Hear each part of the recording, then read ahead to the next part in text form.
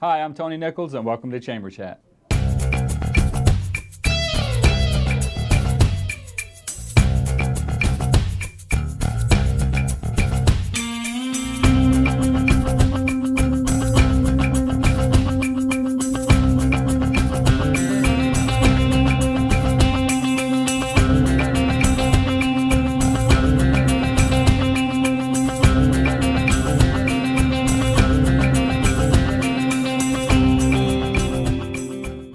Hi, I'm Tony Nichols, and welcome to Chamber Chat, a program put together by the Salisbury Area Chamber of Commerce to keep you informed on what's going on in your chamber and in your community. Joining us today is Phil Crouse, Director of Operations for K&L Microwave. Welcome to the program. Yes, thanks for having me. It's actually ironic, actually, for a company like K&L Microwave to be a staple in the community as it is and has been for so many years, that we have never had you guys on Chamber Chat. So we're certainly glad you're here. Yes, excellent. So everyone has heard of or knows someone who has worked with K&L Microwave. But I wonder if everyone really knows what K&L Microwave is. So would you tell us, please? Yeah, probably not. We do not do anything with microwave ovens. So we get that quite a bit. People come by with their microwaves. But we actually make microwave filters. No, stop. They do not come by with their microwaves. Oh, yeah, they do. Yeah, we have had on occasion someone come with their microwave oven saying, "Can you fix this?" Yes. All right. Yeah. So for those people, let's point them in a different direction. Yes. They can buy a new one, probably cheaper. That's right. Cheaper these days. So we make microwave and RF filter products and filter-related assemblies. Mm-hmm.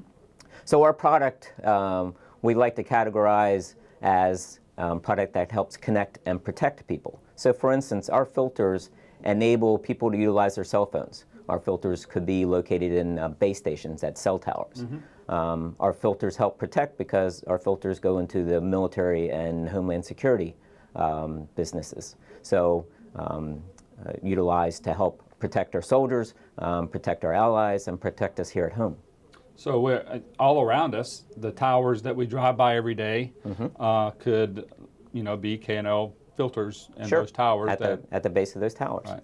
I'd like to explain it. Sometimes my family and friends say, what exactly does K&L do? And it's sometimes difficult to explain, but one of the easier explanations, if you think of spaghetti in a colander and you're rinsing it out, the water goes through and the spaghetti stays. Well, our filters do the same thing, but for electrical waves. So letting certain frequencies pass through and others not, enable you to use your cell phone and not hear everyone else's conversation, for example.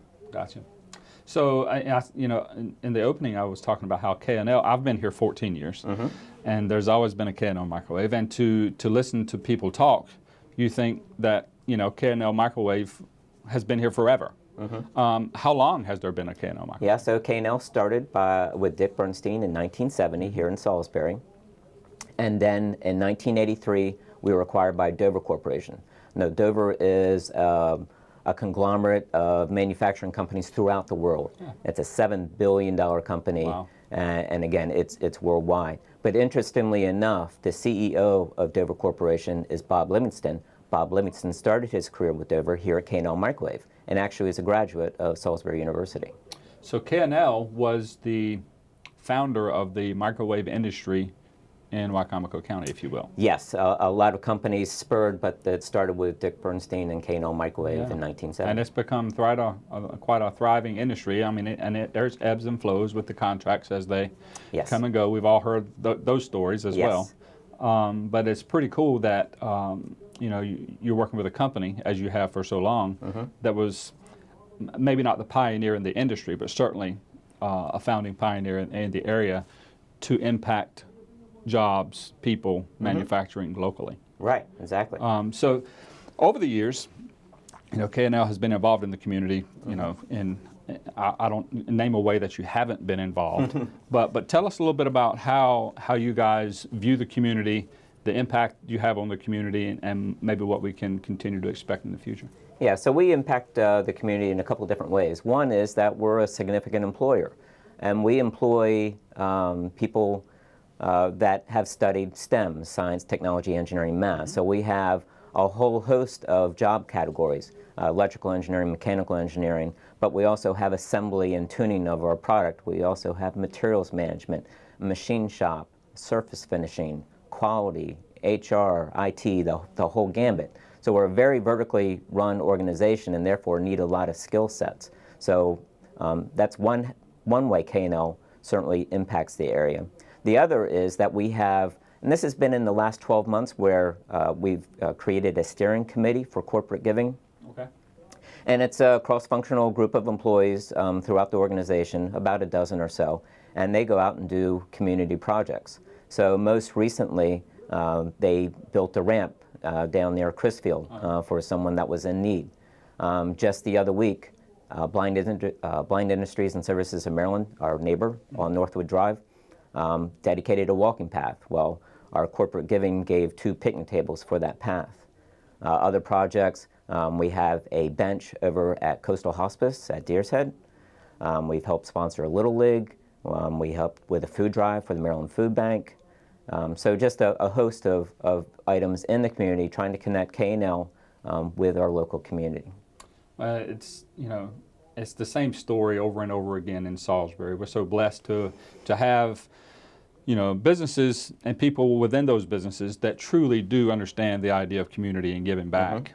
So once again, we're seeing it in K&L Microwave as just every person that sits in that chair on the show, and we'll have some other guests that are doing the identical same thing. So it's really cool to be in this area. You talk about giving back to the community.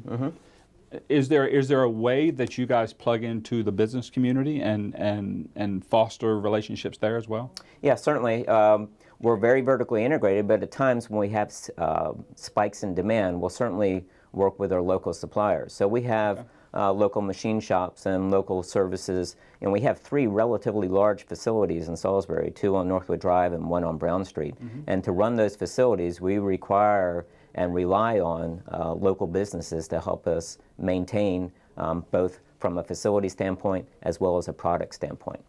Very good. So it's not only the, you know, the big company, because you know, in Salisbury, while from a global standpoint it's not a big company, but the footprint here in Salisbury, it's a big company. Yes. So it's good to be involved not only in the business side, but in the everyday lives of people as well. Yeah, I was looking at some notes from the National Association of Manufacturers, and they say for every $1 spent in manufacturing, it equals $1.81 to the economy. Plus, for every job in manufacturing, it equals over 3 jobs elsewhere as it relates to manufacturing. Right. So certainly K&L has an impact in the local community. Well, it certainly made an impact for many years, and we look forward to K&L making a continued impact for many years to come. Excellent. Phil, thanks for joining us on Thank you for having me. Chat. We'd like to give you the opportunity now to take a look at the upcoming events with the Salisbury Area Chamber of Commerce.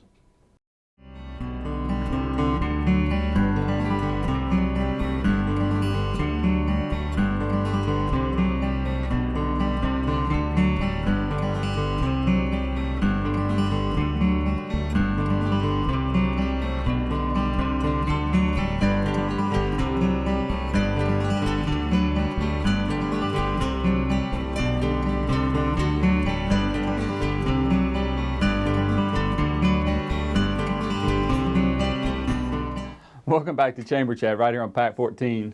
Joining us now is no stranger to the program, Kevin Justice, the Executive Director of M4 Reactor. Welcome back to the program. Thank you. I'm glad to be here. Things have changed quite a bit in the last year, but before we jump into those, if there are there might be a few people out there that still hasn't heard or maybe don't know what M4 Reactor is. So why don't you give us a little overview of what it is? Yeah, so M4 Reactor is the area's only community makerspace. And a makerspace is basically a place where people with similar interests get together and share ideas and knowledge and equipment to make things. It really is as simple as that, and our objective is to help people learn how to make things. And in terms of what they make, it could be anything from very simple woodworking all the way through robotics and 3D printing. So a wide gamut of things and a lot of equipment that we have as well. Yeah. Some of the meetings that you have are called meetups? Yes. So what is a meetup? So this isn't our terminology. There's actually meetups for all sorts of things in the area. And if you go to meetup.com, you'll find everything from groups that play drums on the beach to book clubs. But all of our meetups are free to the public, and they're usually around a topic of some sort. Like last week we had our first cosplay meetup, which has to do with people making costumes like for Comic-Con and that sort of thing. Many times though, those are very sophisticated, and a lot of the people at M4 are making costumes that are more automated, have robotics built into them, have lights built into them, made out of certain types of plastics and things. So it's not just like sewing together a Spider-Man costume. Right. It's much more complex than that. Well, I think over the last year since we've talked before, and I know you brought some stuff you're probably going to allude to, but there's a lot that have changed in the last year. You guys are really moving, and because you just blew me away with the 3D M4 piece that you printed for us last time, and now it's getting a little more intricate, a little more detailed, and I think you're broadening your horizons a little bit. Yeah, so. well, definitely. And the big thing is we opened our makerspace. So a year ago we were based out of the library still, and now we have our physical location. We're located in the Tri-County Council building across from Route 50 from Warwick. And we've got a good space there with a shop area, a 3D design area, an education space we can hold classes in, and a variety of equipment. We've got everything from, like I said, woodworking equipment to 8 3D printers, a laser cutter, and CNC machine. And the big thing that we want to try and get people to understand is you don't need to know anything about any of these things before you come in. We teach you everything. So if you have, for example, you want to make something like the laser cut the laser cut candle holder that we have, it's a very simple design process, and the output on that is very fast. It takes about 3 minutes to cut something like that. 3D printing, a slower process, but we can do all sorts of things there. We actually can print with wood, and the whistle that we have in front of us is made out of a plasticized wood, and it actually works. We also have, we've gotten just recently our 3D printer that can print 4 colors at once running. So really neat technology, not too many people have that. The challenge is that adds a lot to the print time. So you're talking about, for that little gear, about 3 hours to print it.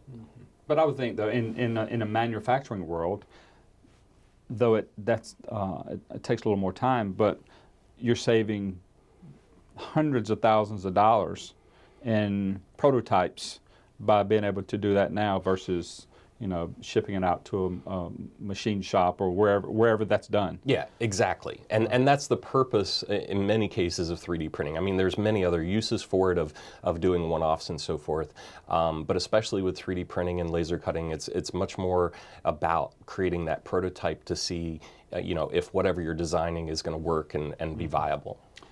I would think that's how I talked about broadening your horizons, stepping into worker training. I would think in many ways, educating people on how to use this machinery would be the natural tie-in from my perspective in how you're helping workers. Yeah, definitely. Or potential workers. Yeah, so we do offer, we offer a lot of classes that are based for adults that, could be considered hobbyist class, but those same skills are definitely pertinent in workforce, and we've structured several of our classes to be specifically for workforce development. We ran a CNC training course where we had Will Corner of TriPro come in, and he taught a week's worth of class on our CNC machine, and then the students got to go to his facility and work on a production CNC machine. Right.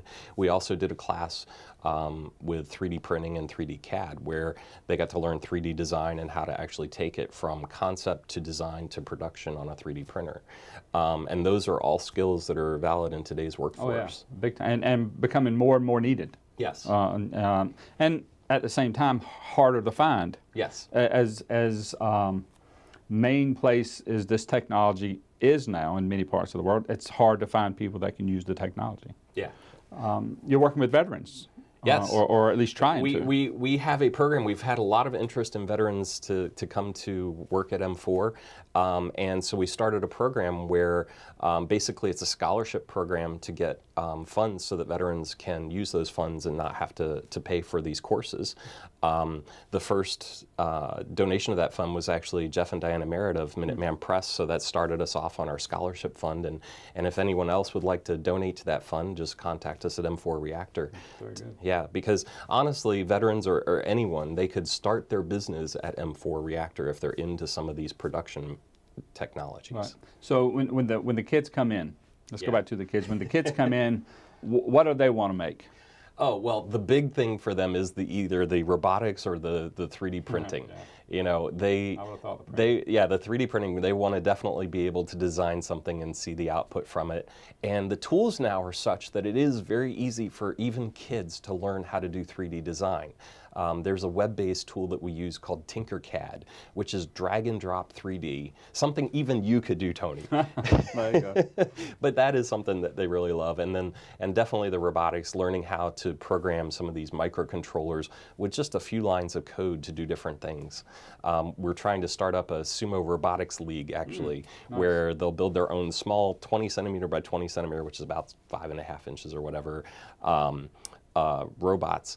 And nothing like you see on TV with flames and saw blades. It's more about pushing them out of the ring. So, Gotcha. And it has to be autonomous. So they have to program it to understand when they get close to the edge of the ring to go the other direction and to find their opponent and push them out. You're right.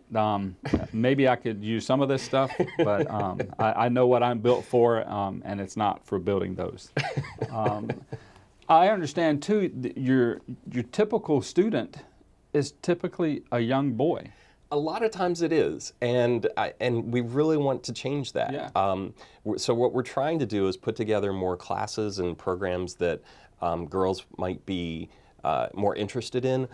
We've done in the past an Arduino necklace where they actually had to program a necklace that would light up based on either the sound of music or the motion. So if they were dancing with it, it would light up more, that sort of thing. We also are starting a girls' scholarship fund as well to try and promote getting girls in the programs. But I am happy to say we've got an after-school program that we run at the Salisbury School, and we are 90% girls this year, which is wonderful. Yeah. You bring a lot to the table. All right, so what can we expect in the next year when you come back? What will you have told us? What are you working on? Wow, there is just a lot going on, especially, looking at the growth of M4. We're working on a partnership with Salisbury University with their Entrepreneur Center downtown. We're looking at expanding M4 Reactor into other towns, Cambridge, Easton, possibly Virginia, into Delaware, and definitely expanding our programming even more. And then finally, to work on the programming aspect, we're trying to get a water jet cutter and more metal equipment so that we can, continue getting other technologies in place to train people on. It's always interesting when you come in, and you're always welcome because you bring cool things that I can't make. So I would assume, as with many nonprofits, not-for-profits, there's always a need for funding. Yes. Can people donate? Yes, definitely. So the easiest way is we do have a donation online at m4reactor.org, or you can give us a call at 443-736-2113, or just contact me if you see me to be able to make those donations. It could be as small as $5, and we have sponsorships above that for corporations that would like to help. Thanks for joining us here on this edition of Chamber Chat, No problem. Kevin. Thank you for having me. We'd like to give you another opportunity now to take a look at the upcoming events with the Salisbury Area Chamber of Commerce.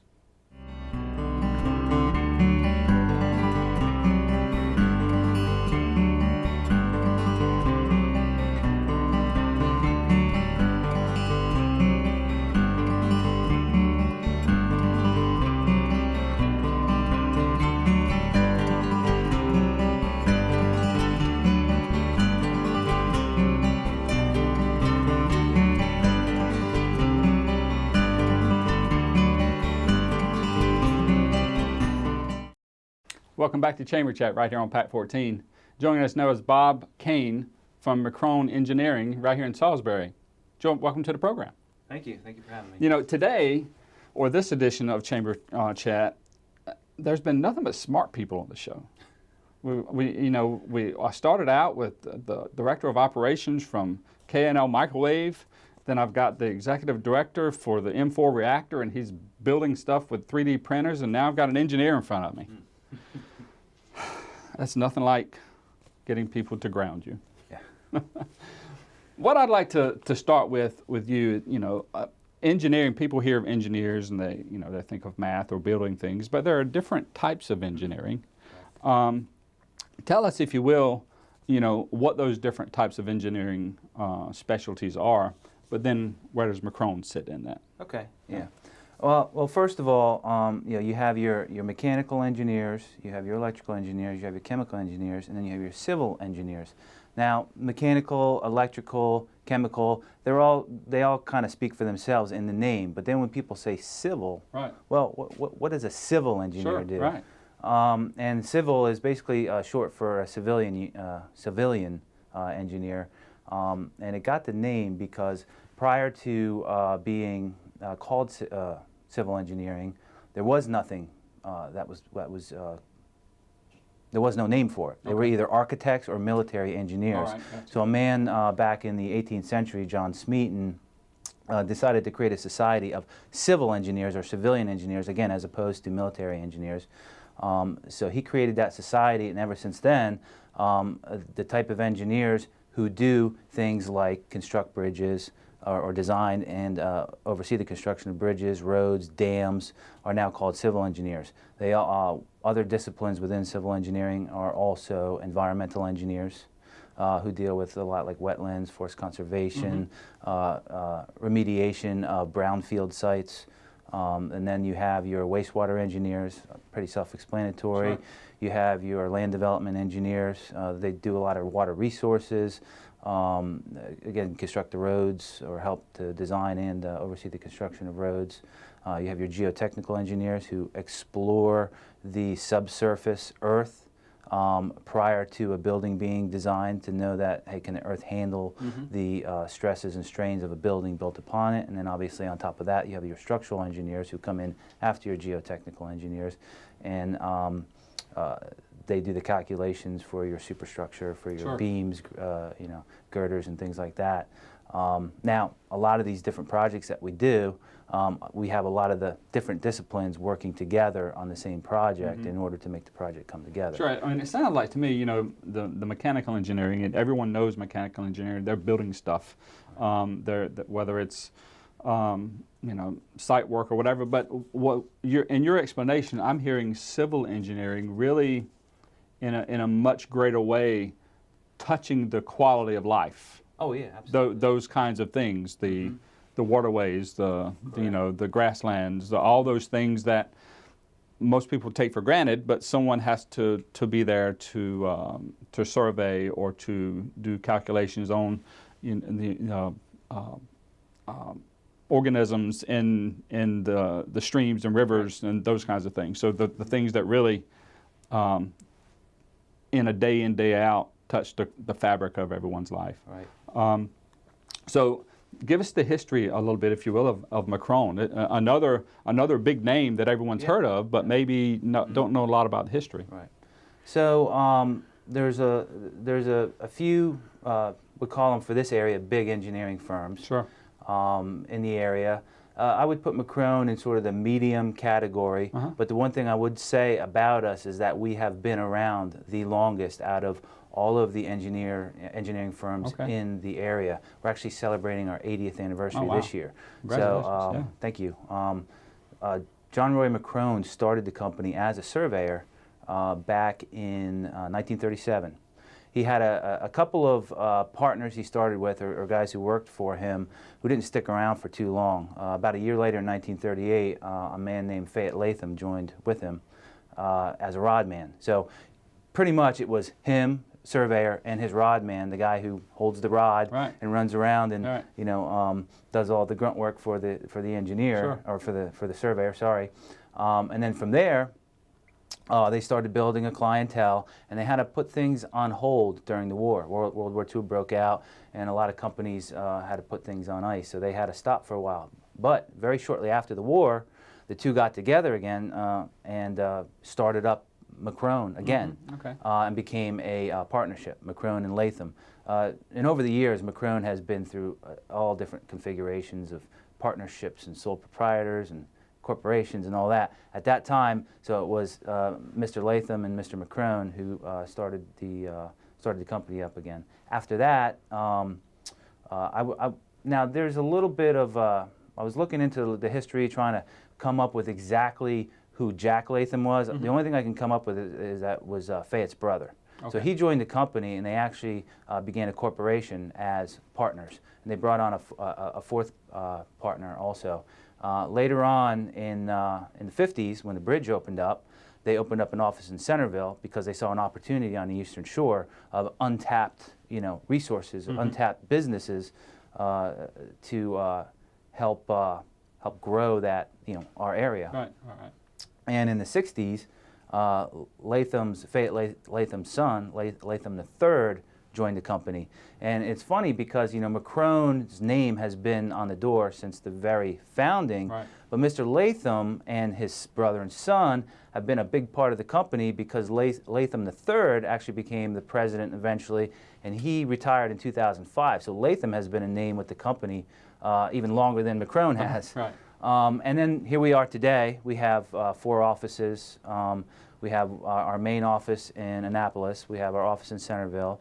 We have our office in Elkton, and we have our office down here in Salisbury. We also do have a small little office in Sussex County that handles our surveying, and we do engineering, land development out of all but the Sussex County office, and we do wastewater out of our Annapolis office, and we do surveying throughout all the offices. So that leads me to my next question. What disciplines, you just spoke to some of them, what disciplines does McCrone, where do you fit in the civil engineering scope that you gave us earlier? Right. Well, and I, like I said earlier, some of those disciplines overlap. Sure. So, but the main disciplines that we handle are water and wastewater, and like I said, I have our Annapolis office. We have a whole division.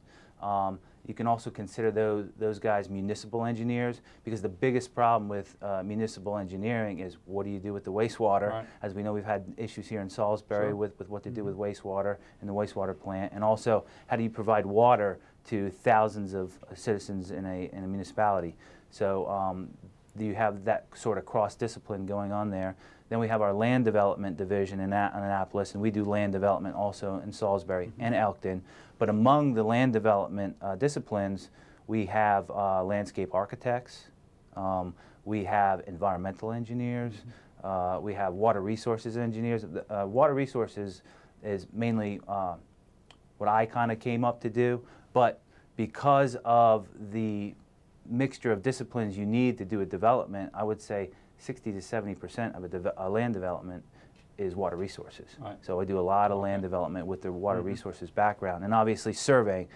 Surveying is no longer really considered a discipline of civil engineering. It's kind of its own entity now. Gotcha. They have their own professional society. They have their own, I think, 4-year program now. It used to be you take a few classes in college, and you get out in the field and you get your civil engineering, or I'm sorry, your surveyor's license, and that's not like that anymore. Now you have to go to a 4-year college, and so very similar to engineering. But we still group it with civil engineering because obviously the basis for any land development project is going to be that first survey that you do. Gotcha. Well, it's certainly evident that, just in your descriptions how McCrone has touched, the fabric of everyone's life, and for that, we can only sit back and I hope you keep doing it, because many of us, like myself, we reap the benefits, but we don't always see the work that goes in behind it. So thank you for that. Thank you. Thank you for joining us on this edition of Chamber Chat, and you're welcome back anytime. Thanks for having me. And we'd like to thank you for joining us on this edition of Chamber Chat. And as always, if you missed a portion of this show or you'd like to see previous editions of Chamber Chat, we'd encourage you to log on to PAC 14's webpage and utilize their on-demand function, or visit the Chamber's website. That's about all the time we have for this edition of Chamber Chat. My name is Tony Nichols, your host, encouraging you to make a difference.